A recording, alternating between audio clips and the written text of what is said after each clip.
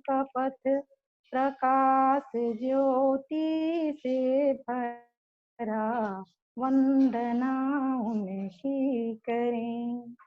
जिनसे दिशा हमको मिली नित मानवीय मार्ग की, पथ मिला निश्चित हमें थी कामना जिस मार्ग की।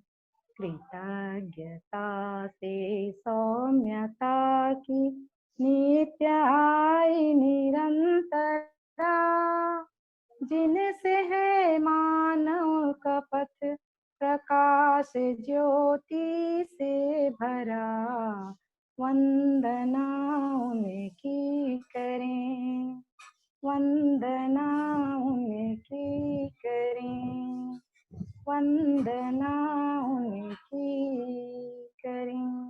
सभी को नमस्कार। सभी को नमस्कार। दोपहर कालीन सत्र में अभिभावक शिक्षक प्रशिक्षण में आप सारे भाई जी बहन जी का हार्दिक अभिनंदन है। तो आज हमारे बीच 0 से 6 वर्ष के बच्चों का मानसिक एवं बौद्धिक विकास विषय पर अपनी बात रखने के लिए आदरणीय अजय भाई जी बालोद से, जो किसान परिवार के हैं, ये उपस्थित है। और अजय भाई जी वर्तमान में बाल विकास परियोजना अधिकारी जिला दुर्ग में इस जिम्मेदारी के साथ है। और भाई जी का कुपोषण में शिशु व माताओं के ऊपर बहुत गहरा काम हुआ है। भाई जी बेसिकली केमिस्ट्री से एमएससी है और पीएससी के थ्रू उन्होंने इस पद को हासिल किए हैं। और जो भाई जी के यहाँ दीदी जी जो है आदरणीय सुशीला दीदी जी, जो वर्तमान में एक्साइज इंस्पेक्टर के पद पर गुंडरदेही में कार्यरत है। भाई जी के परिवार में 2 बेटा अनुरुद्ध और अमिजीत बेटा जी है। और पूरा परिवार उत्सव पारा में जीने के क्रम में निष्ठान्वित है। और भाई जी के व्यक्तित्व को देखूं तो बहुत सहज, सरल, हंसमुख है। और साथ ही छत्तीसगढ़ी कला और संस्कृति में आपकी बहुत अधिक रुचि है। तो मैं बहुत आदर के साथ आदरणीय हमारे अजय भाई जी को आमंत्रित करती हूँ कि वे 0 से 6 वर्ष के बच्चों का मानसिक एवं बौद्धिक विकास पर अपनी बात को रखें। आदरणीय अजय भाई जी। धन्यवाद दीदी। सबसे पहले तो मैं जो है वंदनीय बाबा जी को जो है प्रणाम करता हूँ और उत्सव पारा के सभी बंधु भगिनी को जो है मैं प्रणाम करता हूँ। साथ ही जो है योगेश भैया जी को भी जो है नमन करता हूँ, क्योंकि उन्हीं के मार्गदर्शन में जो हम लोग जो है इतने दूर तक जो हम लोग आ पाए हैं। और चूंकि मेरे सत्यापन में जैसा कि दीदी ने परिचय तो दे दिया है, और मैं वास्तव में बहुत अभी नया हूँ इस जीवन विद्या परिवार में। लेकिन जो है एक समझ जो है 4-5 साल से जो है बनने की कोशिश हुई। मैं जो है कृतज्ञ हूँ मैं कृष्ण कुमार भैया जी का भी, जिन्होंने जो बहुत पहले से हम लोग को जो है प्रेरित कर रहे थे, लेकिन हम लोग जो है टस के मस नहीं हो पा रहे थे। लेकिन हुआ ये कि 2018 में जो है जो योगेश भैया का शिविर हुआ, वो हमारे लिए जो है एक टर्निंग पॉइंट रहा। फिर उसके बाद 2019 मई में जो है जो बच्चों का जो शिविर हुआ, वो भी जो है हमारे लिए, और उसी के बाद ही जो है उस उत्सव पारा जो है एक अस्तित्व में आया। और आज जो है पूरे हम जो है परिवार सहित जो है इस उत्सव पारा से जुड़कर जो है अपने आप को जो है बहुत गौरवान्वित महसूस कर रहे हैं। और हमारे लिए जो जीने का जो जगह है या जीने का जो उत्साह है, वो ये समझ में आया है कि यही है और कहीं नहीं। तो ये मेरा सत्यापन रहा है। आवाज आ रही है मेरी? हाँ जी, बहुत अच्छे से। जी जी। तो आज जो है हम मुख्य रूप से जो है, चूंकि इस सत्र में 2 बजे के सत्र में जो है हम लोगों ने जो है स्कूली शिक्षा पे जो है किस प्रकार से बच्चों का जो है विकास हो रहा है, इस पर जो है बहुत लंबे समय से बातचीत हो रही है।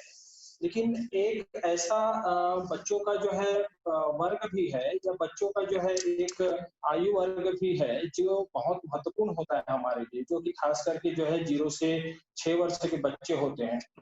क्योंकि ये बच्चे हमारे जो है घरों में होते हैं, और घरों में जो है उस प्रकार से एक समझ हमारी नहीं हो पाती कि हम इन बच्चों को जो है कैसे बेहतर तरीके से हम जो है इनके विकास को जो है लेकर हम आगे बढ़ सकते हैं। स्कूल में जाते हैं, टीचर जरूर बताते हैं कैसे करना है, लेकिन जो है जो घरों में होता है, क्योंकि माँ बाप भी इतने स्किलफुल नहीं होते, माँ बाप की जो है अपनी अलग प्रकार की जो है समस्याएं होती है, जिसके कारण बच्चों को किस तरीके से हम जो है इनके विकास में सहभागी हो सकते हैं, कैसे इनको छोटी-छोटी चीज़ों से जो हम जो है इनको जो है अनुभव दिला सकते हैं, इस पे जो है ध्यान नहीं जाता। और आप सबके जो है जानकारी के लिए मैं बताना चाहूँगा, और आप सब जानते भी हैं कि जो है बच्चों का जो है, जो 90% जो दिमाग होता है, जो उनका जो दिमाग होता है वो 5 साल की उम्र तक बनकर तैयार हो जाता है। अब आप सोचिए, एक जो है 80-90 साल का जीने वाला व्यक्ति, उसके जो है दिमाग जो है 90% दिमाग का जो है जो डेवलपमेंट है वो 5 साल में हो जाता है। बाकी जो 10% जो रहता है वो आने वाला 18 साल तक जो है वो अपना कंप्लीट हो जाता है। और एक समय ऐसा आता है कि उसके दिमाग की जो है उसमें जो है कमी भी देखने को मिलती है एक उम्र आने के बाद जो है। तो इसलिए इस स्कूल एजुकेशन के पहले का जो ये जो समय है, जहाँ पर इनके जो है दिमाग को जो हमको बनाने की जो है ज़रूरत है, इनके कैसे जो है बौद्धिक और मानसिक विकास हो सकता है, इसको जो है इस उम्र में करने के लिए जो है बहुत महत्वपूर्ण है। और इसकी यदि समझ हम इन उत्सव पारा या हर माँ-बाप को यदि मिल जाती है, तो स्वाभाविक है कि बच्चा जो है एक बेहतर जो है इंसान या बेहतर मानव बनने के लिए अग्रसर हो सकता है। तो मैं इन्हीं चीज़ों पे थोड़ा-सा मैं बात करूँगा। ज़्यादा विस्तृत तो नहीं है, क्योंकि मैंने जो है कुछ-कुछ जो है इसमें आप सभी को जो फ़ोटोग्राफ्स भी सेंड किए हैं, और कुछ जो है मैंने ग्राफ भी जो है सेंड किए हैं। तो कहाँ जहाँ-जहाँ पर ये आते जाएँगे तो मैं आपसे जो है ये चर्चा मैं करते जाऊँगा। तो पहले तो ये देखते हैं कि आखिर ये मानसिक विकास जो है वो है क्या? किस तरीके से जो है ये हमारे लिए जो है बहुत महत्वपूर्ण होता है इन बच्चों के लिए? तो आप सब जानते हैं कि पहले जो 6 वर्ष नन्हे-मुन्ने बच्चों के लिए जो बहुत महत्वपूर्ण होता है। इस समय बच्चे जो देखते हैं, सुनते हैं, समझते हैं, उसका प्रभाव उनके आने वाले जीवन पर बहुत पड़ता है। 3 से 6 वर्ष के बच्चों में शारीरिक रूप से स्फूर्ति तो होती है, नई-नई चीज़ों को समझने की उत्सुकता भी होती है। खुद के विचारों को औरों के साथ साफ रूप से व्यक्त कर पाने की चाह बहुत ज़्यादा होती है। ऐसे में उन्हें ऐसे माहौल चाहिए, जहाँ उसको जो है सही पोषण के साथ-साथ एक प्यार भरा वातावरण भी मिले। साथ ही जो है अलग-अलग खेलों के माध्यम से जो है अगर जब बच्चे खेलते हैं तो खूब नई चीज़ें जो है सीखते हैं। खेल अच्छी तरह चुने गए हैं। अच्छी तरह का मतलब ये है कि उनके जो है शारीरिक, मानसिक, बौद्धिक, सृजनात्मक किस प्रकार से विकास से संबंधित हो, तो उसके खूब जो है उनका विकास होता है। वैसे हम सब जानते हैं कि बच्चों के विकास की जो नींव है माँ की गर्भावस्था से ही हो जाती है। गर्भावस्था के दौरान आनंददायक एवं प्रेरक वातावरण यदि उपलब्ध कराया जाता है, तो बच्चों के सर्वांगीण विकास के लिए अति आवश्यक होता है। जहाँ एक ओर माता खुशी से शिशु का स्वागत करने के लिए तैयार होती है, वहीं दूसरी ओर आने वाला बच्चा भी परिवार में जो है सकारात्मक नजरिया के रूप में जो है अपने आप को देखने के लिए जो है वो तैयार रहता है। और साथ ही जो है स्वस्थ, सुदृढ़ और तेजस्वी शिशु हो, इस प्रकार के अनुकूल वातावरण जो है बनाने की जवाबदारी जो है पूरे परिवार की होती है। हमने देखा है कि हमारे जो है गर्भावस्था के दौरान जो है महिलाओं को काफी आदर जो है दिया जाता है, और खास करके जो है भारतीय संस्कृति में ये बहुत हमारी पारंपरिक जो प्रथाओं में भी हम लोग ने देखा है कि गर्भावस्था के दौरान बहुत सारी जो है ऐसी जो है अब तो मैं यदि इस बच्चों के विकास को अगर उत्सव पारा के संदर्भ में देखूं, तो आप सबको मालूम है कि लगभग जो है यहाँ 25 से 30 परिवार जो है यहाँ पर जो है रहेगा, एक संयुक्त परिवार के रूप में रहेगा। हमने ये देख सकते हैं कि जो है वहाँ गर्भवती माता के लिए और बच्चों के लिए कितना वो अनुकूल वातावरण मिलेगा। तो ये जो है, जो उत्सव पारा जो है, इसमें जो है किस प्रकार से हम जो है इन चीज़ों को जो है बेहतर तरीके से इन बच्चों के विकास के लिए कर सकते हैं। जैसे अभी शिक्षा के लिए चल रहा है, हमारा विद्यालय बढ़ रहा है, वहाँ पर किस तरीके से बच्चों का जो है पूरे विकास वहाँ हो सकते हैं, इन पे चर्चा चल रही है। इसी तरीके से हम ये जो है 5 साल तक के बच्चों के लिए कैसा ये किया जा सकता है, इस पे भी जो है हम लोग जो है ये बातचीत कर रहे हैं और समझने का प्रयास कर रहे हैं। तो मैं थोड़ा ब्रेन के बारे में आपको और गर्भस्थ शिशु में क्या-क्या डेवलपमेंट होता है, इसके बारे में मैं थोड़ी देर से बताऊँगा आपको। लेकिन ये थोड़ा समझने का प्रयास करते हैं कि ऐसा आखिर होता कैसे है? एक माँ के पेट में बच्चा जो है आता है, तो फिर किस तरीके से जो है वो क्या अपेक्षाएँ जो है माँ-बाप की जुड़ जाती हैं। तो जब हमको मालूम है, बच्चा जब पैदा होता है, तो उसके माँ-बाप, परिवार क्या है, समुदाय हेलो। हाँ, कि जो है हर किसी की जो है आशा होती है कि जो है लंबी आयु जिएगा कि नहीं जिएगा, एक अच्छा बेटा, भाई, पिता, पति, दोस्त, मार्गदर्शक बनेगा, समाज को सुंदर और सुलझा हुआ बनाने में हाथ बटाएगा कि नहीं बटाएगा। इस प्रकार से बहुत सारी आकांक्षाएं होती हैं। तो इन्हीं आकांक्षाओं को पूरी करने के लिए जो है, और हम यदि जो है जीवन विद्या की रोशनी में अगर देखें, तो सभी माता-पिता, परिवार और समाज का चाहना होता है कि बच्चा एक अच्छा मानव बने, जीवन मूल्यों से परिचित हो, बच्चा विश्वास से भरपूर हो, अपने परिवार व समाज को जो है वो सामंजस्य बनाकर कैसे जी सकता है, इसके लिए जो है अभी सभी जो है प्रयासरत जो है। तो हम सब जानते हैं कि बच्चे जिज्ञासु और सत्यवक्ता होते हैं। वे न्याय की अपेक्षा के साथ ही सही कार्य वगैरह करना चाहते हैं। इसके लिए उन्हें उचित वातावरण देने की आवश्यकता होती है। यह बात भी सही है, जब तक उचित वातावरण नहीं मिलेगा, बच्चा जो है सही तरीके से जो है वो जो है विकास नहीं कर सकता। तो ये परिवार की जो महत्वपूर्ण जो है भूमिका होती है। इस बाबा जी ने भी कहा है कि जो है जो वैज्ञानिक जो गर्भावस्था है या अन्य जो डेवलपमेंट है, विकास है, वो भी वैज्ञानिक तरीके से जो है जो प्रूव किया गया है, उस पे भी जो है बाबा जी ने जो है कुछ कहा है। तो ये हम थोड़ा-सा समझने की कोशिश करते हैं कि ये वैज्ञानिक दृष्टिकोण से क्या इन बच्चों के बारे में जो है हम जो है सोच पाते हैं। तो विज्ञान हमें बताता है कि बच्चा हमारे इन चाहे रास्तों पे अच्छा, चाहे रास्ते मतलब क्या वो जो है अच्छा जो है मानव बन पाएगा कि नहीं, अच्छा जो है पिता बन पाएगा कि नहीं, अच्छा जो है संस्कारी जो है बन पाएगा कि नहीं, इन सब। तो ये इन रास्तों पे कितना आगे बढ़ेगा, कुछ हद तक तो जीवन के पहले 7-8 साल पर ही निर्भर करता है। हमारी परंपराओं में तो बचपन में अच्छे संस्कार डालने पर खूब जोर दिया गया है, और विज्ञान भी यह कहने लगा है कि जिस बच्चे को 6 मास की उम्र में बहुत सारा दुलार, प्यार भरा स्पर्श और सुरक्षा का आभास नहीं मिलता, वह 25 साल की उम्र में किसी को प्यार देने में कठिनाई महसूस करता है। इसका मतलब ये हुआ कि जो है यदि इस उम्र में जो है बेहतर तरीके से उसको अगर अच्छे संस्कार अगर ना मिले, अच्छी उसको जो है अनुभव नहीं मिले, तो वो एक उम्र में जाने के बाद जो है जैसे कहा गया है महसूस होगी, कर नहीं पाएगा।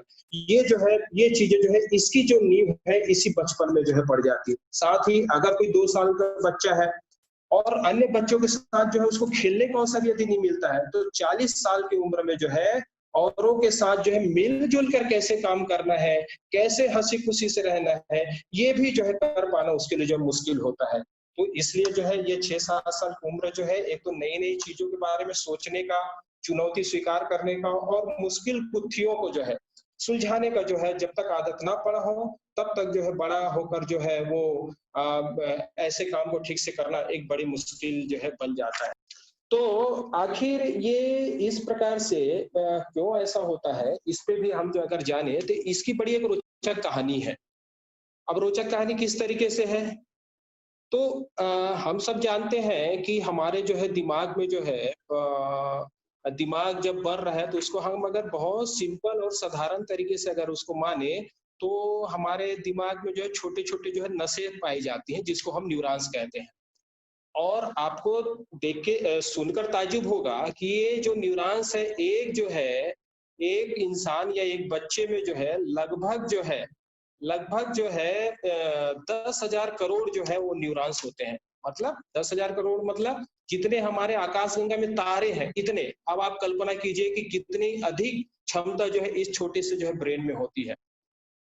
तो इसको जो है हम जो है न्यूरॉन कहते हैं। अब इसकी घटना किस तरीके से होती है, जैसे जैसे नवजात बच्चे को नए नए अनुभव होते हैं, अनुभव मतलब उनको संवेदनाएं, बोध, अनुभूति, प्रत्यक्ष ज्ञान। अब छोटा बच्चा है, उसको ज्ञान किस तरीके से होगा, जो हम परिवार में जिस प्रकार से उसको जो है हाव भाव करते हैं, जिस तरीके से उसको प्यार दुलार करते हैं, जिन चीजों पे जो है उसको सकारात्मक तरीके से बताने की कोशिश करते हैं, वो हम इसको अनुभव के रूप में लेते हैं। तो वह न्यूरॉन जो होता है, न्यूरॉन एक नस है मान के चलते हैं, ये न्यूरॉन जो है दूसरे न्यूरॉनों के साथ जो है जुड़ती है। जब ये जुड़ती है, जुड़ना कैसे, जैसे एक दूसरे से हाथ मिला रहे हो। तो विज्ञान हमें बताता है कि बच्चा जो कुछ भी सीखता है, हाथ मिला है हमने, हथेली में जो है वो जितनी चीज का अनुभव हो रहा है वो उनके जो है, जैसे हमने दो लोग हाथ मिलाए, हथेली है, उस हथेली में जो है पूरी हमारी इंफॉर्मेशन जो है वो जमा होती है। तो जितने अच्छे अनुभव होते हैं उतना ही ज्यादा जो है उसकी जो है अच्छे से जो है मिलना हो पाता है। तो ये जो जानकारी होती है, जो अच्छे अनुभव की जानकारी होती है, वो इन्हीं कड़ियों में जमा होती जाती है। अब जब अनुभव बार-बार होते हैं या गहरे होते हैं, तो इनकी कड़ियाँ जो है खूब गहराती हैं। और कड़ियाँ जितनी गहरी होती है, कड़ियाँ मैं यहाँ पर न्यूरॉन्स को कह रहा हूँ, और एक जो है लंबी श्रृंखला इसकी बनती है, मैं उसको कह रहा हूँ। तो बच्चे की उस चीज को समझने, करने की क्षमता उतनी ही तेज होती जाती है। बार-बार सुखद अनुभव होंगे, तो सुखद चीजों को समझने, करने की क्षमता बनती जाएगी। प्यार, प्रशंसा, सुरक्षा का अनुभव करेगा, तो प्यार, प्रशंसा, सुरक्षा औरों तक पहुँचाने के काबिल बनेगा। बार-बार गुत्थियाँ सुलझाने का अवसर मिला, तो दिमाग में बढ़ रही कड़ियाँ आत्मविश्वास का निर्माण करेंगी। सीधी-सी बात है, यदि हम बार-बार इस प्रकार से गुत्थियों को सुलझाने का मौका देते हैं, बार-बार जो उसको प्यार और प्रशंसा हम देते हैं, सुरक्षा का अनुभव कराते हैं, तो सीधी-सी बात है कि उनमें एक जो है आत्मविश्वास का निर्माण होता है।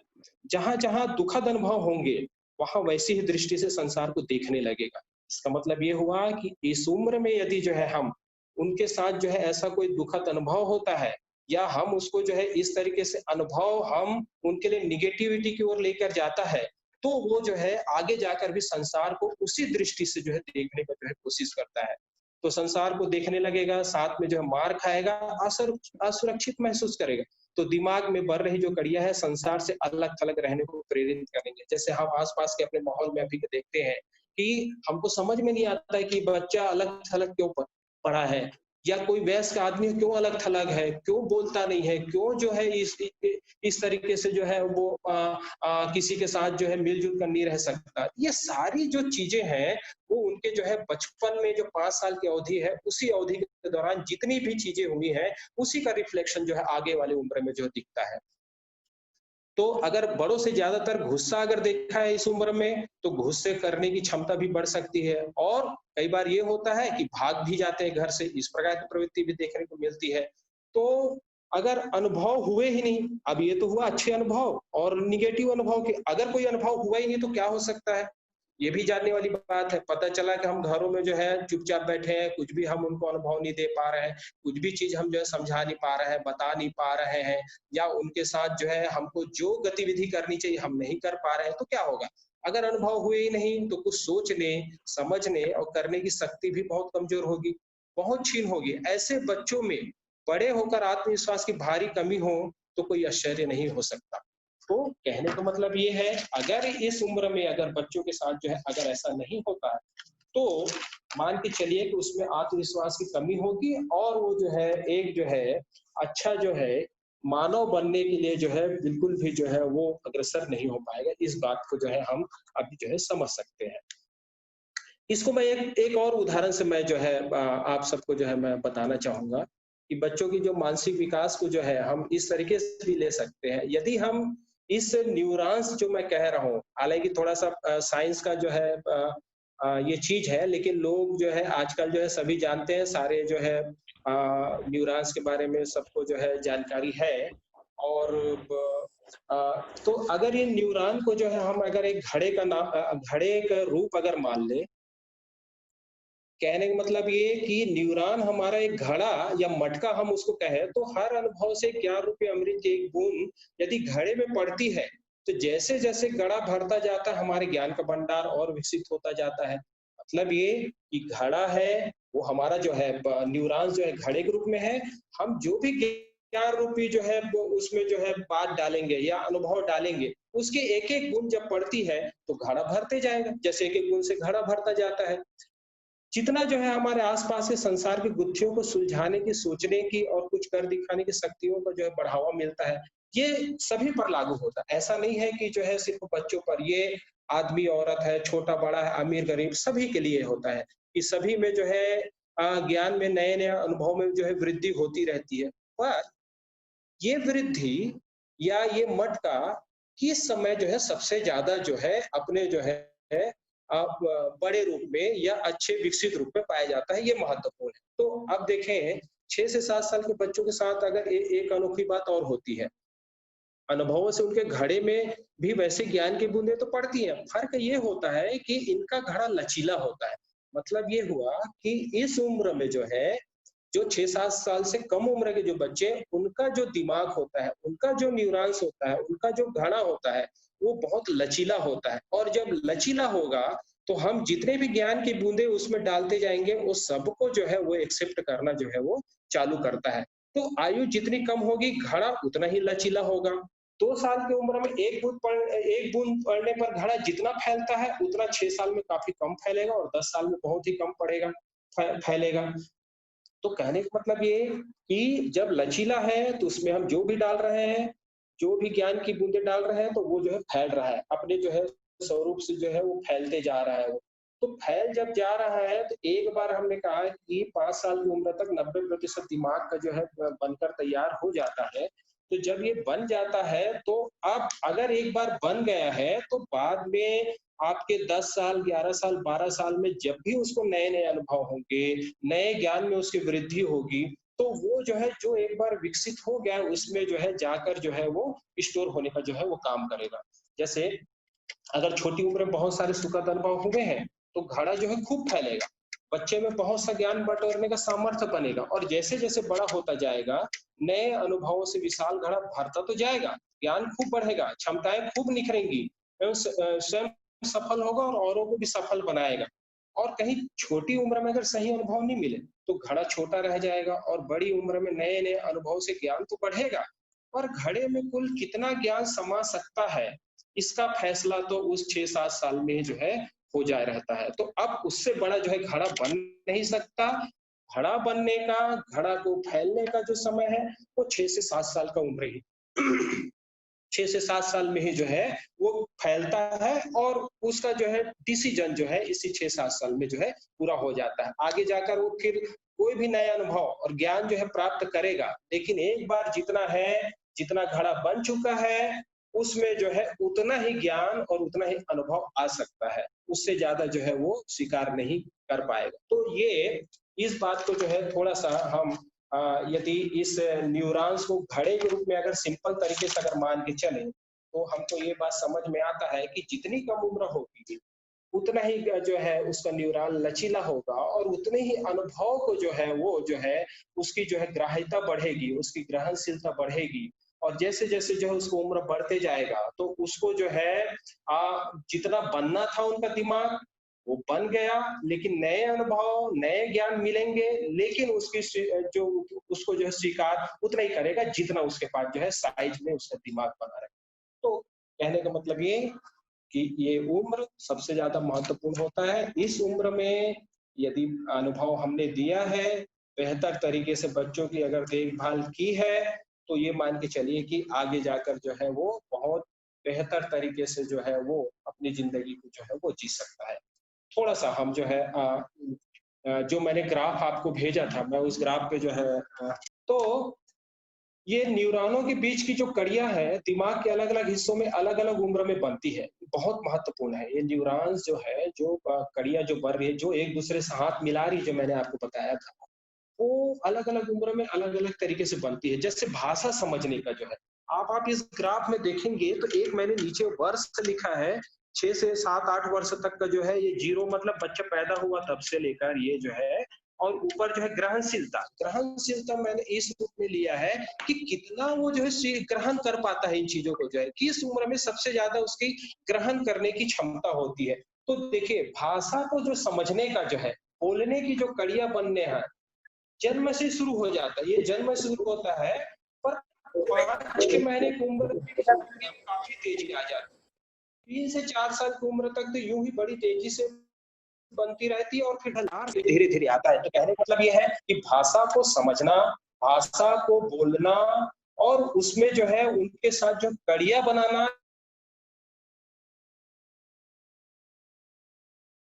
ये सारा होगा, लेकिन सबसे ज्यादा अगर होता है वो इसी उम्र में जो है वो होता है। ऐसा होने के कारण बच्चों के भाषा सीखने, समझने, बोलने की शक्ति इसी समय में सबसे आसानी से बन सकती है। बाद में नहीं होगा ऐसा नहीं है, पर पहले से काफी ज्यादा परिश्रम की जरूरत पड़ेगी और इसलिए जिन बच्चों को इस उम्र में भाषा के अनुभव मिलेंगे, उनका भाषा विकास औरों के मुकाबले में काफी अच्छा होगा। इसीलिए कहा जाता है इन बच्चों को जो है, जो घर परिवार में है, कम से कम 2-3 भाषाओं में जो है जरूर बातचीत जो है किया जाए। नहीं आता तो सीख कर किया जाए।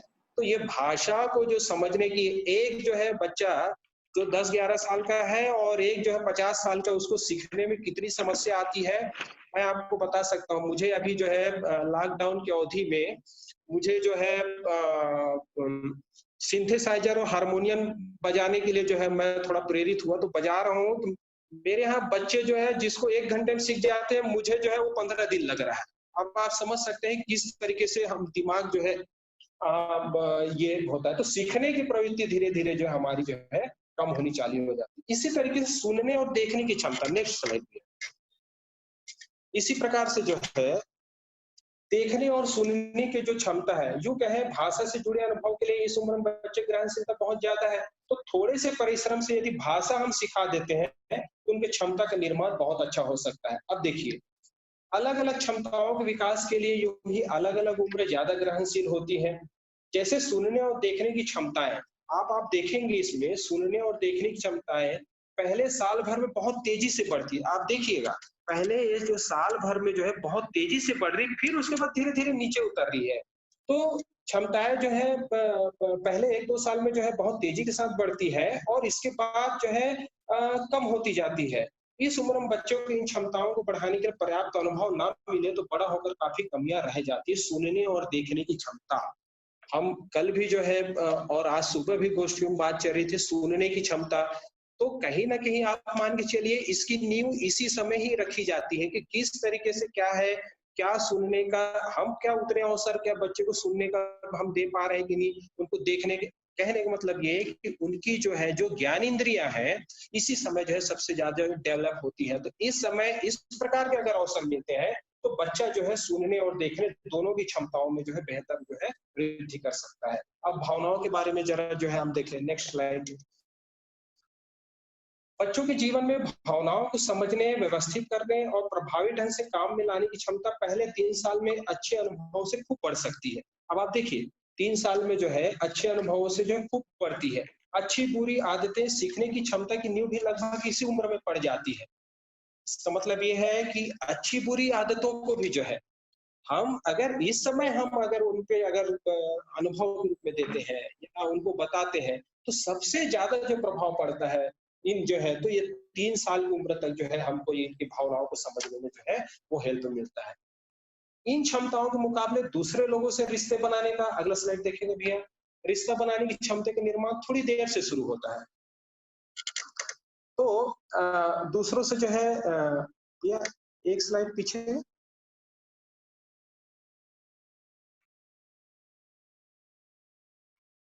ठीक है। तो इन क्षमताओं के मुकाबले दूसरे लोगों से रिश्ते बनाने की क्षमता का निर्माण थोड़ी देर से शुरू होता है। 2-2.5 साल की उम्र में 6-7 साल की उम्र तक जिन बच्चों को और बड़ों का प्यार भरा सहवास मिलता है, उनके रिश्ते बनाने की, औरों से मिलकर काम करने की, लोगों को मार्गदर्शन देने की क्षमताओं की नींव खूब मजबूत होती है। तो दूसरों से रिश्ता जो बनाने की जो है ये थोड़ा सा 2-2.5 साल की उम्र से 6 साल तक ये चलता है। तो हम जहाँ पुराने जो भावनाओं को सुनने, देखने और भाषा को जो हमने देखा कि ये जो है लगभग 3 साल के बाद जो है धीरे धीरे कम होनी चालू होती है, वहीं पर यह रिश्ता बनाने की जो चीज है वो 2.5-3 साल से चलती है और लगभग 6 साल तक की उम्र तक जो है काफी जो है अधिक उसमें जो है, हाँ ये देखिएगा। तो ये हम उम्रों से जो रिश्ते जो है मैं इसी की मैं बात कर रहा था। तो इस प्रकार से हम इनमें जो है जो रिश्ता बनाने का है मिलजुल कर काम करने का है, लोगों को जो है मार्गदर्शन देने की क्षमताओं की नींव इसी समय ही जो है सबसे ज्यादा जो है वो हमको देखने को मिलती है।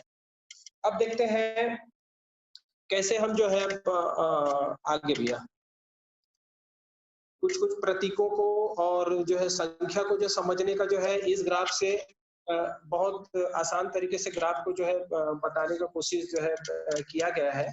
तो देखिएगा, बुद्धि के इस्तेमाल से बच्चा संसार के बारे में सोचता है, अलग अलग धारणाएं बनाता है, मुश्किलों को सुलझाने के गुर ढूंढता है। इन क्षमताओं की नींव 3 से 7-8 साल तक बनती है। इस उम्र में इन क्षमताओं के विकास का अनुभव मिले तो खूब ग्रहणशील होगा, खूब बुद्धि का विकास होगा और आगे जाकर नई नई चीजें सीख पाएगा। तो देखिए, प्रतीकों को समझना, रंगों के बारे में समझना, संख्याओं के बारे में समझना, ये इस उम्र में देखिए 2 साल से लेकर 6 साल तक की उम्र में जो है संख्याओं का कैसे जो है, देखिए इस ग्राफ से ये पता चलता है कि सबसे ज्यादा जो है अनुकूलता बच्चों को किस उम्र में होती है, ये बताया जा रहा है। इसका मतलब ये नहीं है कि बाद में नहीं होगा, ऐसा नहीं है, बाद में होगा, लेकिन उसमें परिश्रम ज्यादा करना पड़ता है, उसमें जो है मेहनत ज्यादा करनी पड़ती है। तो इस उम्र का यदि हम अगर समझ में आता है तो हम बेहतर तरीके से इन चीजों को जो है उन बच्चों के साथ जो है अनुभव हम जो है करा सकते हैं। इन सब क्षमताओं के विकास की प्रक्रिया को एक साथ देखें तो अलग अलग क्षमताओं के विकास होने की समय सारणी भैया नेक्स्ट विकास होने की समय सारणी अलग अलग हो, पर हर उम्र में कई प्रकार की क्षमताओं का विकास होता रहता है। आप देखेंगे इसमें जो है तो अधिकांशतः जो है आप देखेंगे आपकी 6 साल तक की उम्र जो है सबसे ज्यादा महत्वपूर्ण होती है।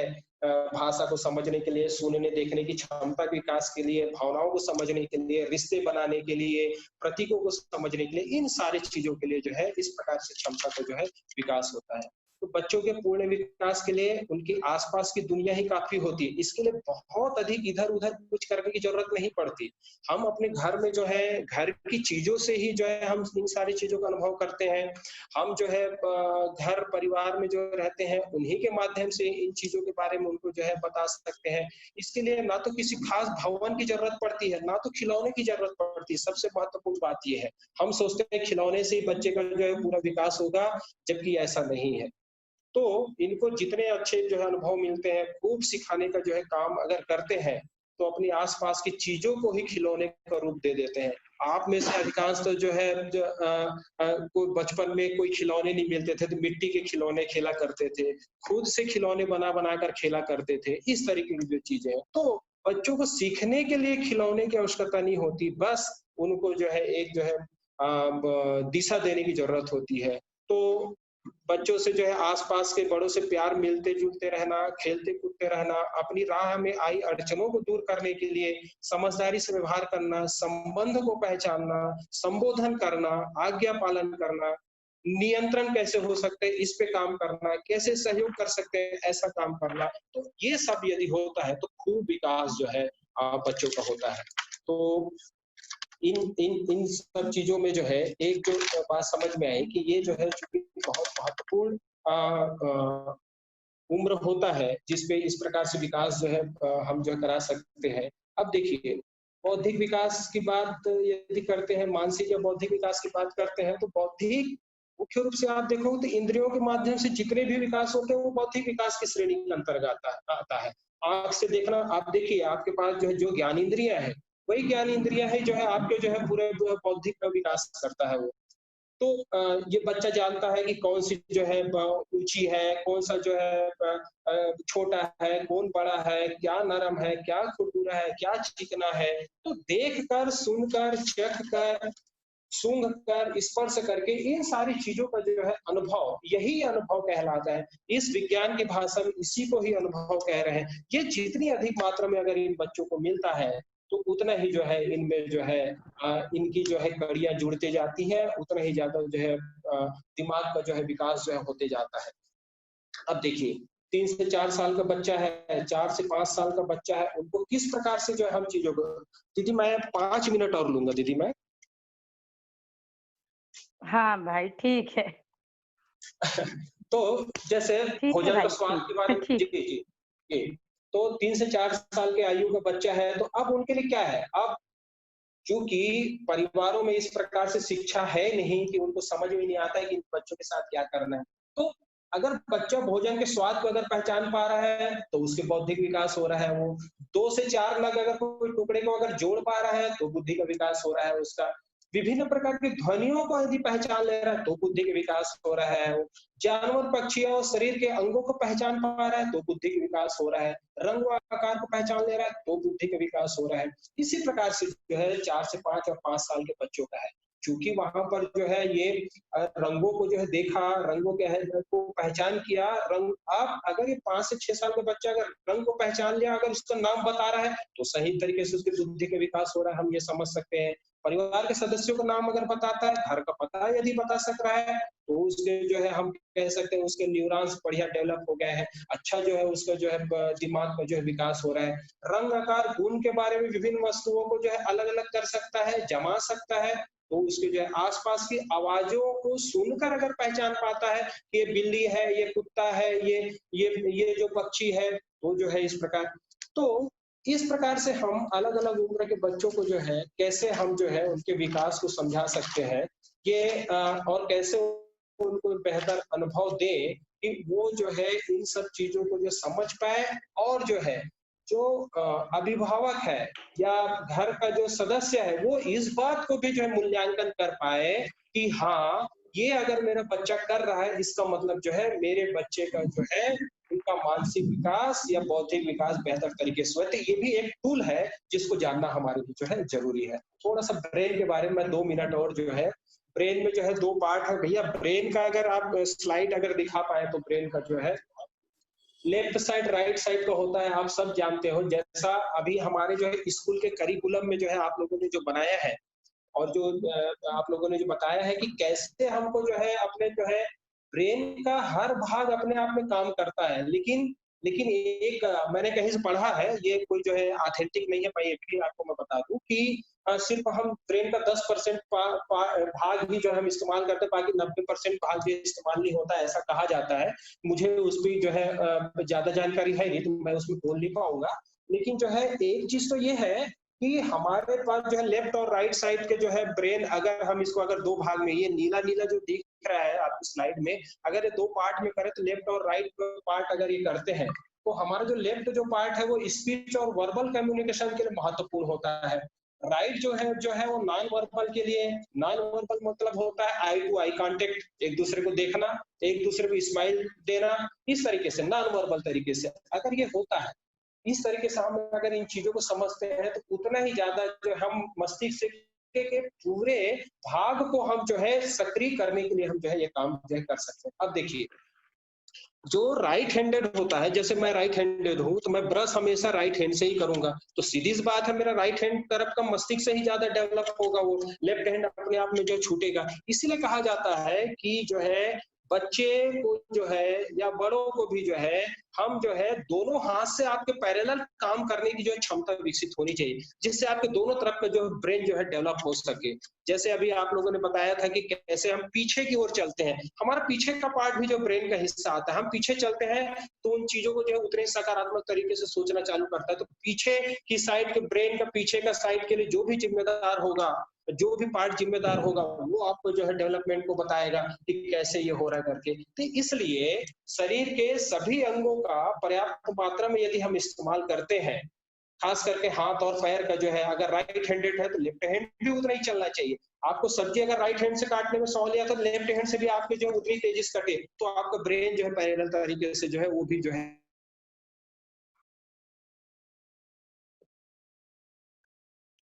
हेलो आपको हेलो।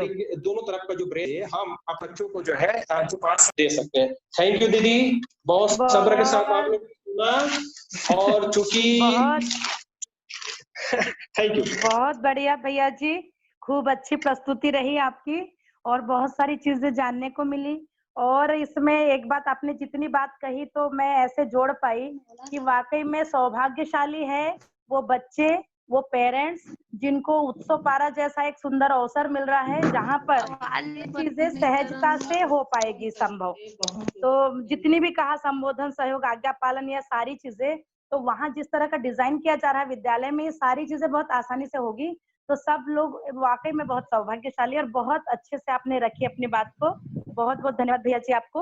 अब हम चलते हैं हिंदी विषय के लिए आदरणीय हरीश भाई जी जो हमारे बीच में हैं। हरीश भाई जी लेक्चरर हैं और 2015 में अध्ययन शिविर किया है भैया जी ने। अभी व्याख्याता पद पे कार्यरत है। भाई जी के परिवार में एक बेटा जी है 10 वर्ष के लोकेश बेटा जी, और जो श्रीमती जी है वो भी एमए इंग्लिश से की है और बहुत बढ़िया एक निष्ठान्वित होकर अपने इसमें जीवन विद्या में लगे हुए हैं। और साथ ही उत्सव पारा परिवार का ये पूरा परिवार ही एक सदस्य है। और भैया जी का यदि देखें तो बहुत कर्मठ और लगनशील है और मैं उनकी जिंदगी को देख पाती हूँ। तो बहुत मतलब विपरीत परिस्थितियों में भी कितनी धीरता के साथ भैया जी स्थिर बने हुए हैं। और भैया जी के स्कूल जाना हुआ, खोरपा स्कूल हम लोगों का एक दिन, तो हमने वहां देखा कि भैया जी की कमाई क्या है। तो ये समझ में आया मानव की कमाई मानव से क्या अधिक हो सकती है, मानव ही मानव की कमाई है। तो भैया बहुत समृद्ध है। तो मैं आदर के साथ आमंत्रित करती हूँ हरीश भाई जी को। सर्वप्रथम बाबा जी को मेरा प्रणाम, दीदी भैया भाई बहन और बेटा बेटी जो अभी इस समय जुड़े हुए हैं उन सबको मेरा सादर प्रणाम। हिंदी विषय पर मुझे बात रखने के लिए कहा गया है और सत्यापन तो जितना है वो तो दीदी जी ने प्रस्तुत कर ही दिया है, तो मैं उस पर ज़्यादा बात न करते हुए हिंदी विषय पर बात करूंगा। और इससे पहले भी सालू दीदी जी 2 बार और भट्ट भैया जी ने हिंदी पर अपनी बात रखी है विस्तार से, तो मुझे नहीं लगता कि मेरे पास कुछ ज़्यादा विषय मैटर होगा जिस पर मैं बात करूँ। फिर भी इस जिम्मेदारी जो मिली है उसको तो पूरा करना ही है। तो जिस रूप में मैं समझ रहा हूँ उसको आपके समक्ष इस रूप में रखता हूँ। प्राथमिक शिक्षा में भाषा की बात की गई है, तो प्राथमिक शिक्षा का अर्थ है परिवार की शिक्षा से है। बच्चा परिवार में रहते हुए अलग अलग संदर्भों में भाषा के उपयोग से भाषा को सीखता है। परिवार शिक्षा में संबोधन, सहयोग, आज्ञा पालन और नियंत्रण, इन चारों का होना आवश्यक है। उसी प्रकार से कक्षा 1 से कक्षा 5 में भाषा को 4 माध्यम, कौशल, विचार विनिमय के साधन, शिक्षा का माध्यम और कला के रूप में पढ़ाया जाना चाहिए। सर्वप्रथम कौशल की बात करें तो कौशल के रूप में शिक्षण के अंतर्गत सुनना, बोलना, पढ़ना और लिखना, इन चारों पर ध्यान देना आवश्यक है। भाषा अधिगम का मूल सिद्धांत यह है कि विद्यार्थी जैसी भाषा सुनेगा वह वैसी ही भाषा बोलेगा। इस प्रकार सुनी हुई भाषा का प्रभाव लिखित अभिव्यक्ति पर पड़ेगा।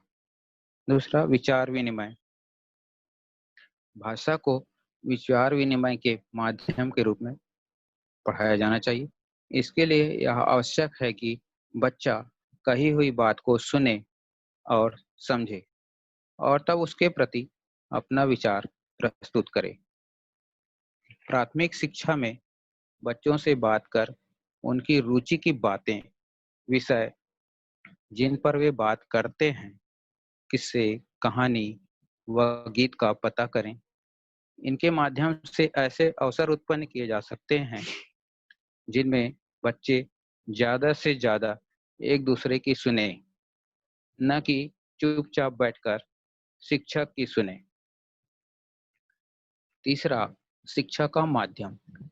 भाषा शिक्षण इस रूप में होना चाहिए कि वह शिक्षा के माध्यम के रूप में अपना उत्तरदायित्व निभा सके। इसके लिए प्राथमिक स्तर पर सामाजिक अध्ययन तथा पर्यावरण और भाषा को एक साथ प्रस्तुत करना होगा। चौथा, कला के रूप में। प्राथमिक कक्षाओं में भाषा एक कला के रूप में पढ़ाना है। भाषा का कलात्मक रूप दैनिक जीवन में बातचीत में देखने को मिलता है।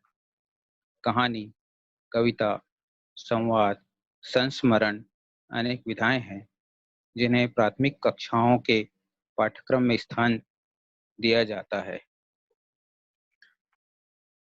जिस बच्चे को भाषा का उपयोग करने का ज़्यादा मौका मिलता है, उसकी भाषा का विकास उतना ही गहरा और ज़्यादा होता है। इसलिए कक्षा में अध्यापन करते समय शिक्षिकाओं की, अध्यापकों की यह जिम्मेदारी बनती है कि ऐसे वास्तविक संदर्भ बनाएं जिनमें सार्थक रूप से भाषा का उपयोग हो सके। ऐसी गतिविधियां व खेल बना सकते हैं जिनमें बच्चों को खुद तरह-तरह से भाषा का उपयोग करना, सुनना, बोलना, पढ़ना, लिखना हो सके। प्राथमिक कक्षाओं में भाषा को इस रूप में भी पढ़ाया जाना चाहिए कि वह विद्यार्थी के व्यक्तित्व का अंग बन जाए। विद्यार्थी अपने घर में, विद्यालय में, सड़क पर, खेल के मैदान में अपनों से बड़ों, बराबर वालों और छोटों के संपर्क में आता है। भाषा के माध्यम से बच्चा उनसे अपना संबंध स्थापित कर सके, यह महत्वपूर्ण होता है। इस रूप में भाषा को पढ़ाया जाना चाहिए जिससे पूरा प्रकृति के साथ वह संबंध स्थापित कर सके। शिक्षण के दौरान इस बात को भी ध्यान में रखना होगा कि घर में बच्चा जिस भाषा का उपयोग कर रहा होगा, वह जो है भाषा स्कूल की भाषा के साथ समन्वय स्थापित कर सके, तालमेल स्थापित कर सके, तभी बच्चे का भाषा में विकास हो पाएगा। इतनी सी बात को मैं यहाँ पर रखते हुए अपनी वाणी को विराम देता हूँ। धन्यवाद। धन्यवाद भाई जी, बहुत बढ़िया से आपने अपनी बात रखी। धन्यवाद दीदी। सभी को नमस्ते। आगे के क्रम में मैं गौरी दीदी को आमंत्रित करना चाह रही हूँ ताकि हम गणित पर और चर्चा कर सकें। और गौरी दीदी से तो सभी परिचित हैं, उन्होंने अभिभावक विद्यालय में लगभग 5 वर्ष काम किया ही है और साथ ही साथ सिलेबस निर्माण जब हुआ तो उन्होंने कक्षा 3 की जो पाठ्य पुस्तक है उसको निर्मित करने में अपनी महत्वपूर्ण भूमिका निभाई है। तो हम गौरी दीदी से गणित विषय पर गणित के टॉपिक काल समय पर आज हम दीदी से सुनना चाहते हैं। तो दीदी आप आमंत्रित हैं। धन्यवाद रीना दीदी जी। तो परिचय तो पहले हो ही चुका है और सत्यापन के रूप में बस इतना ही कहूंगी कि जितना परंपरा में पढ़ा है और अभिभावक विद्यालय में जो 5 साल लगाए हैं और जीवन विद्या से जो एक मानसिकता निर्मित हुई है, तो मैं अभी इसकी जीवन विद्या की एक स्टूडेंट हूँ और स्टूडेंट देखूं मैं तो नर्सरी क्लास की स्टूडेंट हूँ, ये मान के चलिए। तो मैं समझने के क्रम में हूँ और आप सब के सहयोग से परस्पर पूरकता उपयोगिता के साथ जो ये क्रम में हम चल रहे हैं, जागृति क्रम में, तो लक्ष्य चूंकि स्थिर हो गया है, उत्सव पारा में ही जीना है और विकल्प जो है यही एकमात्र विकल्प है। ऐसा ही जी के हम निरंतर सुखी हो सकते हैं। तो साथ साथ जीकर हम एक दिन जागृति को अवश्य पाएंगे, विश्वास हो गया है। तो मैं अपनी बात शुरू करती हूँ। इसके पहले एक सेशन हुआ था जिसमें विद्या के प्रकाश में गणित में मिलन और घटाने को कैसे समझाया, उस पर चर्चा हुई। आज मैं बात लेकर आई हूँ कि काल को क्लास 3 में हमने कैसा दिया जब मुझे जिम्मेदारी मिली थी। तो एक छोटा सा प्रयास करती हूँ रखने की। तो इसमें देखा कि काल जो है तो क्रिया की अवधि ही को हम काल कहते हैं, अर्थात जितने समय में एक क्रिया अपने आवर्तन को पूरा करती है वह उस क्रिया के पूर्ण होने का काल कहलाता है। तो उसमें हम देखें, यदि हम ब्रश कर रहे हैं तो कितनी देर में कर पा रहे हैं, गेहूं कितने दिनों में पकता है, बच्चा मतलब माँ के गर्भ में कितने दिन में वो हो पाता है पूरा। तो इस तरह से और भी जो भी चीजें हैं कि कोई भी काम हम कर रहे हैं तो कितनी देर में वो काम कंप्लीट हो पाता है, एक आवर्तन पूरा हो पाता है, तो उसी को हमने कहा काल। तो अब इसी को आगे देखते हैं। तो धरती सूर्य के चारों ओर एक चक्कर पूरा करने में जो समय लगाती है उस काल को ही हमने एक वर्ष माना है, क्योंकि कुछ न कुछ तो हमको मानक मानना पड़ेगा, क्योंकि गणित भी एक भाषा है। तो ये जो मेंटेनेंस के लिए और जो हमको रिकॉर्ड करने होते हैं, मैनेज करने होते हैं या कुछ अपनी बातों को रखना होता है, तो उसकी सुविधा के लिए इसको भाषा रूप में यूज करते हैं। तो एक बार माना है हमने। और धरती का सूर्य के चक्कर लगाने से ही धरती में ऋतु परिवर्तन होता है। धरती की इस गति को हम वर्तुलात्मक गति माना है हमने इसको। इसी तरह से अर्थात जब धरती सूर्य का एक चक्कर पूरा करती है, जिसके कारण ऋतु परिवर्तन होता है, इसको हमने 1 वर्ष माना। और धरती सूर्य का चक्कर लगाने के साथ साथ अपनी अक्ष पर भी घूमती है, जिसके कारण दिन व रात होते हैं। तो धरती के इस गति को हमने घूर्णन गति नाम दिया। तो 2 बातें हुई, एक तो मतलब सूर्य का चक्कर लगाना जिसको वर्तुलात्मक गति कहा, जिसके कारण ऋतु परिवर्तन हुए, और अपने अक्ष पर घूमते हुए ये काम करना कि अपने अक्ष पर जो घूम के एक जो कंप्लीट उसका आवर्तन पूरा हो रहा है उसको हमने दिन रात नाम दिया।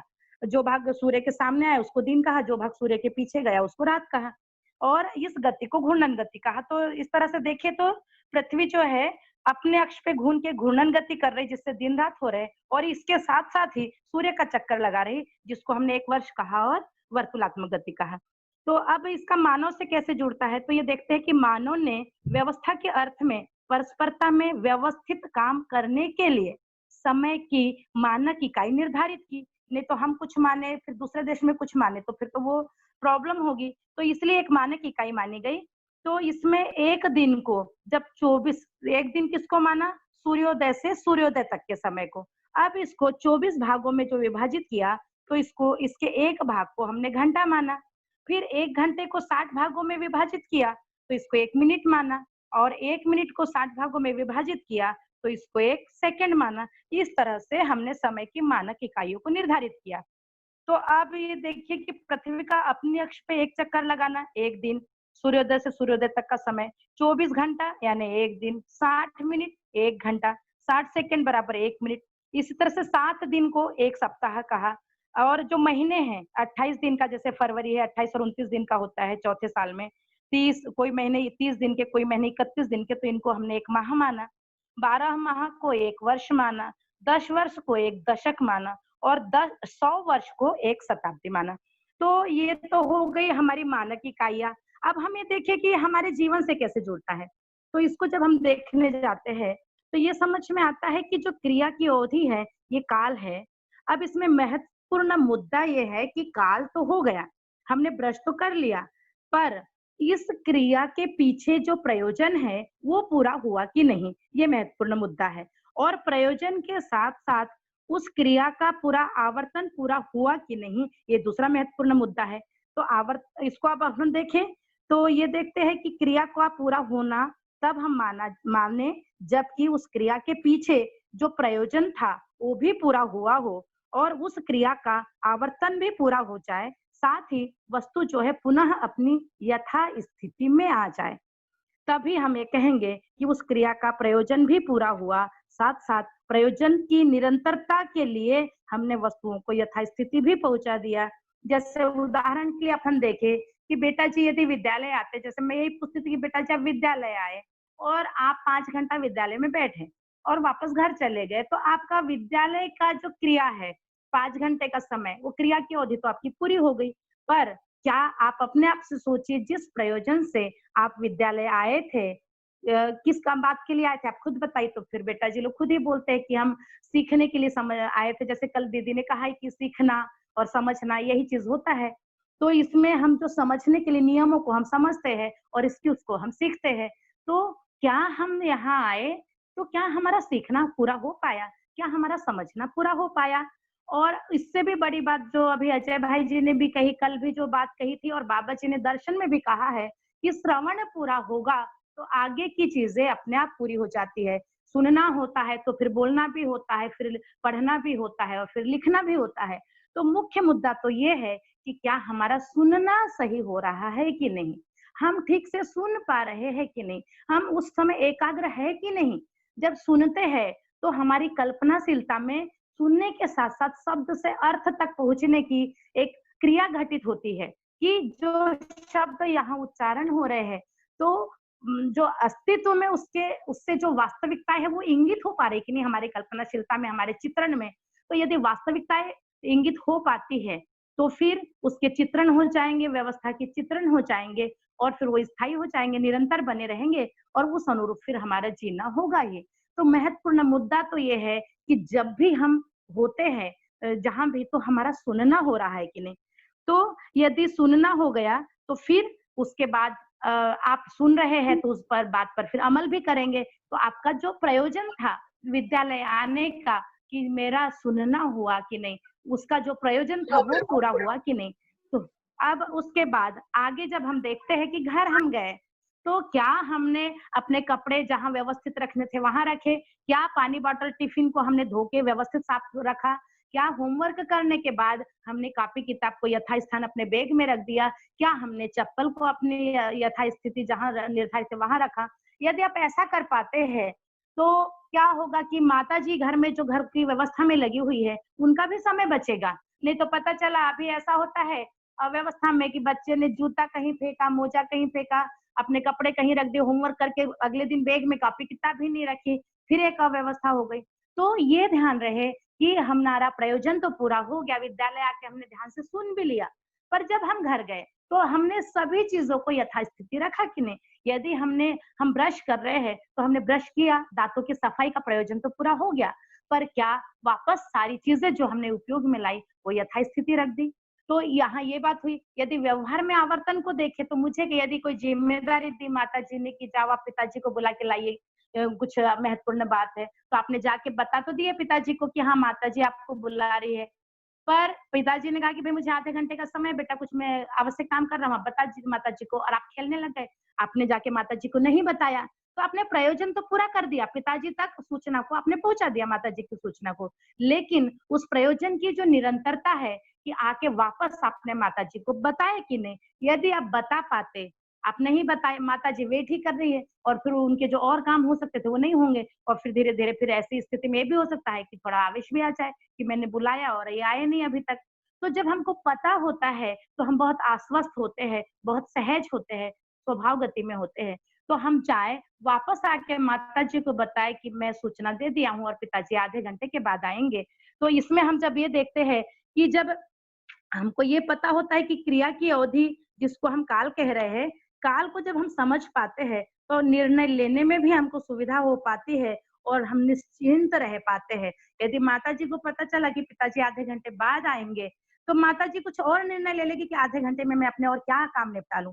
तो ये बेटा जी के साथ नहीं, हम सभी के साथ ऐसी चीजें होती ही है। तो यहाँ पर इस बात से बच्चों को ये इंगित करा पाना कि क्रिया की अवधि तो पूरी हो ही रही है, साथ में प्रयोजन पूरा हुआ कि नहीं हर पल में जांचूं, और साथ ही उस प्रयोजन की निरंतरता पूरी हो पा रही है कि नहीं, इस बात को भी देख पाऊं। और फिर इसमें ये भी देख पाऊं कि अब आप थोड़ा अपने उसमें विश्लेषण करिए बेटा जी कि क्या मैं भाई जी को सहयोग कर पा रहा हूँ कि नहीं। मैं विद्यालय की जो वस्तुएं है, स्वच्छता वाला जो पार्ट है, यथास्थान रखने वाला बात है, सहयोग वाला पार्ट है, ये मैं कर पा रहा हूँ कि नहीं, घर में सारी चीजों को व्यवस्थित रख पा रहा हूँ कि नहीं। तो इस तरह से यदि बेटा जी के लिए ये बात है कि यदि आप अपनी इन जिम्मेदारियों को व्यवस्थित कर पाते हैं, व्यवस्थित निभा पाते हैं, तो आपका प्रयोजन भी पूरा होगा, आवर्तनशीलता भी पूरी होगी, प्रयोजन की निरंतरता भी होगी, और आप स्वयं में इस तरह से व्यवस्था में भागीदारी होगे तो बड़ी व्यवस्था में आप भागीदारी भी कर पाओगे, और कितने सुंदर ढंग से हम खुशहाल होके अपनी जिंदगी को जी पाएंगे। और इसमें माता जी का जो आपके सामान समेटने में समय बचा, माता जी उस समय का आपके साथ और अच्छे से परिवार सभा के रूप में या कोई और सार्थक काम में लगा पाएगी। तो ये एक बात हो पाती है। और इसमें बहुत सारे और होमवर्क है कि भाई आज मैंने जो जो क्रिया हुई उनका प्रयोजन हुआ कि नहीं, ये क्वेश्चन रूप में उनको देती हूँ कि आप नोट करिएगा। आपने प्रयोजन पूरे हुए, फिर ये देखो कि किन किन कामों का आवर्तन पूरा हुआ और किन किन कार्यों में आपका आवर्तन पूरा नहीं हो पाया, तो अगली बार उन कार्यों को और ध्यान देके फिर उनका आवर्तन पूरा करने का भी काम करेंगे। फिर इसमें अगली बात है कि घड़ी की बात है, तो घड़ी की जरूरत क्यों पड़ी। तो प्राचीन काल में जब हम घड़ी नहीं थी तो सूर्य को, चांद को, तारों को देखकर, मकान को, पेड़ को, डंडे की छाया को देख के हम समय का अनुमान लगाते थे। कुछ समुदाय चांद की गति को देखकर, कुछ समुदाय सूर्य की गति को देखकर कैलेंडर बनाते थे, लेकिन इनकी स्थितियां बदलती रहती थी, इसलिए अब ध्रुव तारा को देखकर कैलेंडर बनाते हैं। जब हम परस्परता में कार्य करते हैं तो हमको क्या होता है कि निश्चित समय जानने की आवश्यकता महसूस हुई, इसलिए फिर घड़ी का निर्माण हुआ। फिर मिनट, घंटा, दिन, महीना, वर्ष ये मानक की इकाई के रूप में स्वीकारे। जैसे उदाहरण के लिए यदि मान लो 5 व्यक्तियों को किसी व्यवस्था की भागीदारी के अर्थ में एक निश्चित स्थान पे मिलना है, तो यदि घड़ी नहीं होगी तो हम समय पे पहुंच नहीं पाएंगे। तो फिर जो हमारी व्यवस्था वाला पार्ट था वो अव्यवस्था में बढ़ जाएगा। तो इस तरह से फिर घड़ी के महत्व को समझकर कैलेंडर भी बनाया और घड़ी भी बनाई, और फिर घड़ी में जो छोटा काटा घंटे का, बड़ा काटा मिनट का और बड़ा काटा सेकंड को दर्शाता है, तो इस तरह से बच्चों को घड़ी बनाना भी सिखाए। और अलग अलग समय दे कि बेटा 7:15 आप घड़ी में बनाओ, 4:45, इस तरह से अलग अलग प्रैक्टिस भी कराए। फिर एक सारणी भी प्रस्तुत की कि जैसे बेटा जी आप नहाने जा रहे हैं तो कितने बजे मैं नहाने गया, कितने बजे नहा के निकला और क्रिया की अवधि कितनी हुई। तो ऐसा मतलब इसका मैंने हो सके तो शायद डिस्प्ले कर रहे होंगे बेटा जी।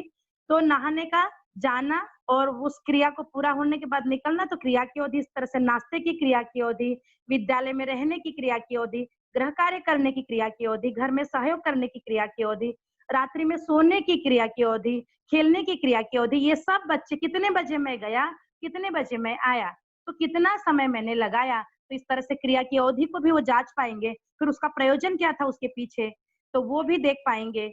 और फिर यदि थोड़ा और उनकी प्रैक्टिस के लिए कि बेटा जी आपका जन्मदिन किस महीने में आता है, उसको आप हिंदी और इंग्लिश में लिखिए। रक्षाबंधन है, होली है, दिवाली है, ये सारे त्योहार कब आते हैं, हरेली किस समय आता है और तीजा किस समय आता है, इस तरह के त्योहारों को आप देख के लिखिए। और फिर दोपहर है, सुबह है, रात है, इन समयों को भी बच्चों को बताया गया। और इनके हम उनसे चित्र भी बनवाते हैं कि बेटा दोपहर के समय का कोई सीन आप बनाइए, सुबह के समय का सीन बनाइए, कौन सा काम आप सुबह में करते हो तो उसका कुछ चित्र बनाइए, शाम को कौन कौन से काम करते हो उनका चित्र बनाइए। इस तरह से पेंटिंग में भी इन चीजों को अपन करा पाए। और इसके बाद फिर एक छोटा सा पॉइंट और है दिशा बोध, कि जिस दिशा से सूर्य उगता हुआ दिखाई देता है उसे हम पूर्व दिशा मानते हैं, और जिस दिशा में सूर्य डूबता हुआ दिखाई देता है उसे पश्चिम दिशा माना गया है। वास्तव में न सूर्य उगता है न डूबता है, जब पृथ्वी सूर्य का चक्कर लगाती है तो हमको ऐसा लगता है। तो ये भी बताया गया बच्चों को कि ये सब मानी हुई चीजें हैं। जब मानव पूर्व की ओर मुंह करके दोनों हाथों को फैलाकर खड़ा होता है तो उस मानव का जो बायां हाथ है वो उत्तर दिशा को इंगित करता है, और जो दायां हाथ है, दाहिना हाथ, वो दक्षिण दिशा की ओर इंगित करता है। और सामने वाला जो मुंह की ओर जो दिशा है सामने में वो पूर्व दिशा होगी, और पीठ के पीछे जो दिशा है वो पश्चिम दिशा। तो इस तरह की भी प्रैक्टिस बच्चों से करवाते हैं। इस तरह से बच्चे चारों दिशा उत्तर दक्षिण पूर्व पश्चिम को भी जान पाते हैं। और दिशा की उपयोगिता क्या है ये भी उनको बताने की जरूरत होती है कि भाई हमको पता लगाना है, हमको मानसून का पता बताना है, हमको कोई लोकेशन बताना है, बारिश किस दिशा से आएगी, तो इस तरह से लोकेशन को भी हमको बताने के लिए दिशा की जरूरत पड़ती है। और जैसे अब उसकी कुछ एक्सरसाइजेस भी करवाते हैं कि बेटा आप बताइए कि आपके घर से रेलवे स्टेशन या बस स्टेशन किस दिशा में है, आपके विद्यालय का मुख्य दरवाजा किस दिशा में स्थित है, आपका ब्लैक बोर्ड किस दिशा में स्थित है, आपकी कक्षा में से ऑफिस किस दिशा में स्थित है, आपके जैसे उत्सव पारा यदि है तो विद्यालय से किस दिशा में तांदुला नदी स्थित है, किस दिशा में गौशाला स्थित है। वर्तमान में आप जो जिस स्थिति में हो वहां से जोड़कर हम बहुत सारे प्रश्न ऐसे बच्चों को दे सकते हैं। घर में भी हम ऐसी बहुत सारी चीजें गतिविधियों के रूप में करा सकते हैं, तो बच्चे का इसमें लॉजिक भी खुलेगा, वो सोच पाएगा और बहुत सारी गतिविधि भी कर पाएगा, और इन दिशाओं को लेके कुछ नक्शे भी बना पाएगा। हमने कहा भी बेटा आप अपने आंगन का नक्शा बनाइए दिशा को ध्यान में रखते हुए, अपने बेडरूम का बनाइए, आप जहाँ बैठते हैं उसका बनाइए। इस तरह से बहुत सारी गतिविधि, छोटी छोटी गतिविधियों के माध्यम से हमने बच्चों को कराया और बहुत इसके पॉजिटिव रिजल्ट्स आए। और इसके बाद जो नक्शे में हमने कैसे इसका उपयोग किया और भी जो बाकी जो चीजें हैं, तो कल भी इसके ऊपर कुछ चर्चा होगी। और एक दिन पूरा सेशन ही, जैसे पूरी सभा की डिमांड आई थी कि मैथ्स को इसमें गुना कैसे होता है, भाग कैसे होता है, भिन्न कैसे होता है, मापन की अमानक और मानक इकाइयां क्या है, तो ये और भी ज्यामितीय आकृतियों की पहचान क्या है, पैटर्न क्या है, सामान्य मानचित्र कैसे बनाएंगे, तो ये और भी चैप्टर्स है जो कल और आगे आने वाली कक्षा में फिर अपन कवर करेंगे। क्योंकि आज समय हो चुका है तो मैं अपनी बात को यहीं रखूंगी। तो कुल मिला के समय को कि बाकी सब लोग भी करवाए ही है, तो इसमें महत्वपूर्ण बात इतनी ही है कि समय के साथ साथ जो क्रिया की अवधि है बच्चे का प्रयोजन के ऊपर ध्यान चला जाए, सुनने के ऊपर ध्यान चला जाए, आवर्तनशीलता के रूप में जो वस्तु जहां से ली यथास्थान हम पहुंचा पाए वहां ध्यान चला जाए, अपने दैनिक जीवन में इन सब चीजों को जोड़ पाए, यही एक छोटा सा प्रयास है। आपने ध्यान से सुना, सबको बहुत बहुत धन्यवाद। धन्यवाद गौरी तो दीदी, अब आप बहुत सुंदर तरीके से काल के बारे में आज हम लोगों के सामने रखा है।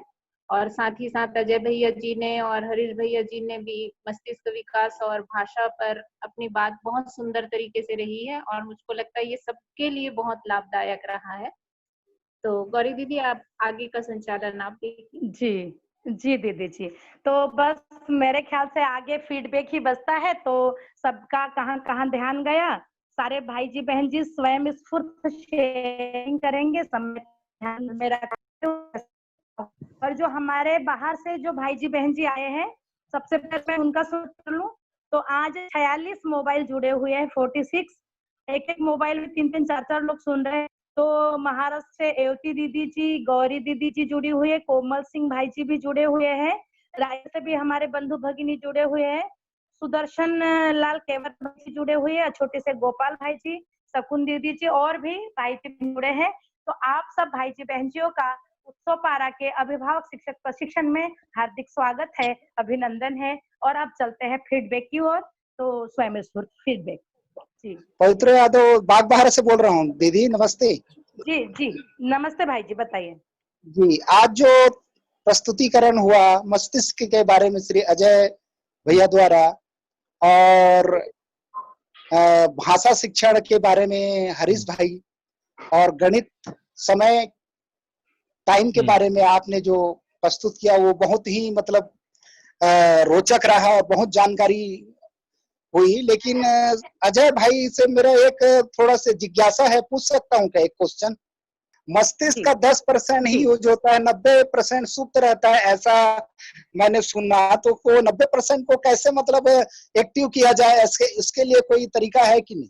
जैसे 10% ही यूज होता है ऐसे कहा गया है, यही मेरा प्रश्न है कि वो 90% कैसे जागृत होगा, इसके बारे में थोड़ा पहुंचा देंगे जैसा हाँ, भी। एकदम। तो मैं ये देख रही हूँ क्या अजय भाई जी जुड़े हुए हैं? हेलो, शायद भाई जी ने पहले ही बोला था कि मैं ऑफिस में रहूंगा दीदी, तो मेरा शुरू में रख दीजिएगा। जी तो शायद हो सकता है भाई जी ऑफिस में वो हो गए हाँ, हो। तो हाँ दीदी, हाँ मैं सुन लिया दीदी, मैंने नोट कर लिया है। हाँ जी जी, मैंने नोट कर लिया है। हाँ, तो चूंकि समय का वो है तो ये बाद में अपन उत्तरित करेंगे इसको। हाँ, जी। और एक लाइन में मैं यदि कहूँ, क्योंकि ब्रेन का मैं भी वर्कशॉप की थी, तो उसमें यही है कि जितनी हम अपनी दोनों हाथों की अंगुलियों के जो जितने काम करेंगे, जितना ज्यादा दोनों हाथों का, उतने ही ज्यादा हमारे दोनों ब्रेन एक्टिव होंगे और न्यूरॉन्स वो होंगे। और फिर भाई जी हमारे बीच आएंगे ही, तो फिर और उत्तरित कर देंगे, ठीक है ना? जी तो दीदी जी, ठीक। बढ़िया, बहुत बढ़िया भाई जी। चलिए, और फीडबैक के लिए जी हम आज दयानंद भाई जी, आप रखिए। जी आज बहुत ही सारगर्भित तरीके से तीनों विषयों पे चर्चा हुई है। अजय जिया जी जो है बहुत ही अच्छे से मस्तिष्क की संरचना और उसके जो हमारे लर्निंग में किस प्रकार से उनका योगदान होता है उसके बारे में बहुत ही अच्छे तरीके से प्रस्तुत किए हैं। थोड़ा थोड़ा ऊपरी सतह से तो सभी लोगों को थोड़ा ध्यान रहता है कि मस्तिष्क में इस तरीके की संरचना होती है और उसके प्रभाव होते हैं, लेकिन आज जिस प्रकार से ग्राफ इत्यादि के माध्यम से उसका विश्लेषण दिया गया तो उससे काफी चीजें स्पष्ट हुई। ये बात जानकारी में थी कि बचपन में ही सीखने का जो है वो ज्यादा होता है 6 साल की उम्र तक, लेकिन अलग अलग विधाओं में कौन कौन सी उम्र जो है महत्वपूर्ण होती है, ये जो है अलग अलग ग्राफ के माध्यम से और उसके बाद उसको सभी ग्राफ को एक साथ समुच्चय में लेके उसका बहुत ही सुंदर विवरण उन्होंने दिया। और एक बार जब जान लेते हैं तो ये बात तुरंत जहन में आती है कि हाँ यही वो समय है जिस समय पे जो है एक ऐसा मौका, एक ऐसा वातावरण होना चाहिए जिससे कि बच्चे का मस्तिष्क जो है बहुत ही अच्छी तरीके से विकसित हो, ताकि आगे आने वाले जीवन में जो भी अन्य स्किल्स और अन्य जीवनोपयोगी चीजों के उनको ग्रहण करना है उसके लिए उनका मस्तिष्क तैयार रहे। हरीश भाई जी ने भाषा के बारे में बच्चे किस प्रकार से भाषा को अपनी मातृभाषा और जो हिंदी जो स्कूल की भाषा होनी चाहिए तो उसमें किस प्रकार से दोनों का संयोग हो उसका भी उन्होंने और अन्य ज्ञान के लिए भी भाषा किस प्रकार से उपयोगी है, साथ में जो उनके स्वयं के विकास के लिए किस प्रकार से ये उपयोगी है, इस पे काफी जोर डाले हैं। और जो काल के बारे में जो गौरी दीदी जी का आया था, तो काल का बहुत ही सुंदर वर्णन उन्होंने किया। जो मुझे और ज्यादा रोचक लगा वो काल को उन्होंने दर्शन से जिस प्रकार से जोड़ा, जिसमें प्रयोजन और आवर्तनशीलता, इस चीज को जोड़ने से ये एक काल विषय जो है या काल का जो चैप्टर है वो एक पूरा हो जाता है, पूरा उसकी खुद की आवर्तन पूरी हो जाती है और काल पढ़ने का प्रयोजन भी उसी में स्पष्ट हो जाता है, जबकि उसमें प्रयोजन और आवर्तन दोनों जुड़ा हो। तो मेरा ध्यान इतना आया। धन्यवाद। बहुत बढ़िया। अजय भाई जी, मेरा एक निवेदन है, ये भाई जी बहन जी को 5-7 मिनट आगे भी होगा, लेट होने से कोई दिक्कत नहीं होगी, और आप यदि उत्तरित कर पाएंगे तो आप कर देंगे, है ना? अभी कुछ फीडबैक के बाद में लास्ट में ऐसा निवेदन है, यदि हो पाएगा तो ठीक है। और कल मस्तिष्क विकास को लेके अपनी वहां से मानव तीर्थ से गौरी दीदी जी भी जन्म से लेके 10 वर्ष तक के बच्चों के ऊपर क्या काम करना है इसको लेकर प्रस्तुत होगी। तो अजय भाई जी आप देख लीजिएगा कि कैसे वो हो पाएगा, ठीक है। और अब हेमलता दीदी जी अपना रखने वाली थी फीडबैक, तो दीदी जी रखिए आप। हेमलता दीदी जी, हेलो हेलो, चलिए जब तक अगला फीडबैक और रखिए, दीदी सुनती है तब तक। हेलो, सभी को नमस्ते, प्रणाम। मैं गीतेश्वरी में तरफ से हूँ।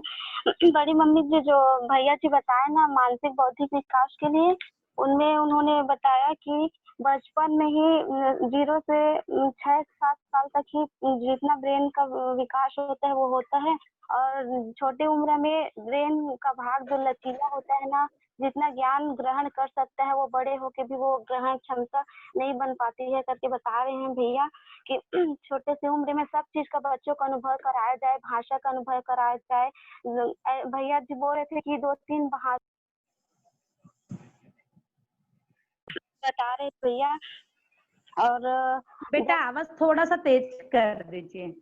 2-3 भाषाओं में भैया बोल रहे थे कि बच्चों को घर में अनुभव कराया जाए, भाषा की वो विकास किया जाए करके, तभी बच्चा अनुभव होगा बचपन से, तो वो बड़ा होके उसमें और सकारात्मक परिवार में परिवेश देखेगा तो बड़ा होके वो सकारात्मक ऊर्जा के रूप में उसमें होगा, और निगेटिविटी देखेगी, दुखद वातावरण देखेगा तो बड़ा होके भी वैसी होगा करके भैया जी बता रहे। तो बच्चों को बचपन में ध्यान देने की बात कही है भैया ने।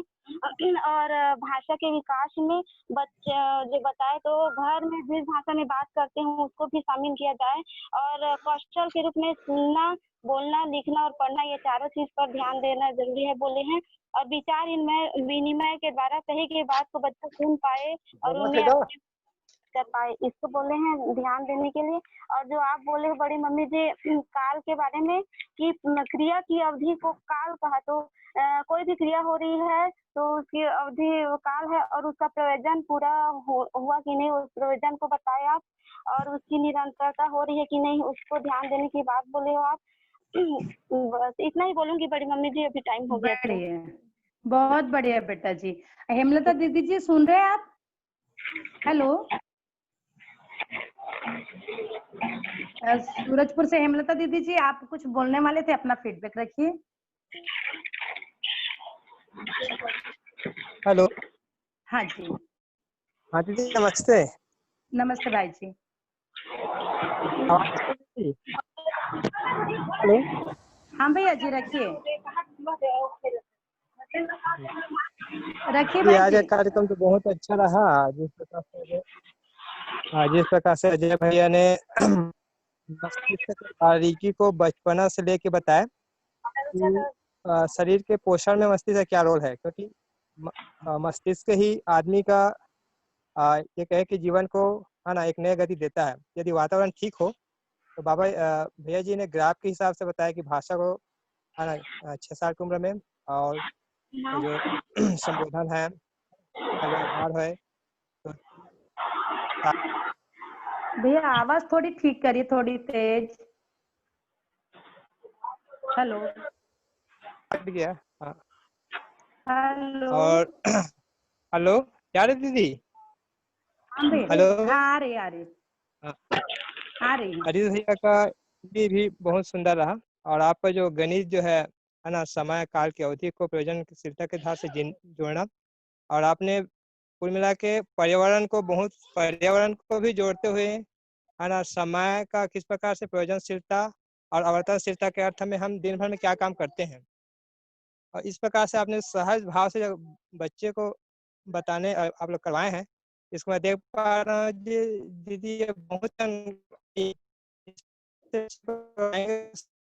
आवाज लहरा रही भैया आपकी। सहगति स्वीकार हो पाएंगे जी। दीदी। हाँ ठीक सहज है, गति से आवाज स्वीकार हो लहरा पाएगा। जी जी बढ़िया। बहुत बहुत सुंदर सिखाओ। ठीक है, जी ठीक है दीदी। धन्यवाद भैया जी। और भाई जी बहन जी? बहुत बढ़िया दीदी, आपका गणित में जो आपने इतना काम किया है वो काफी मतलब प्रेरणादायी है।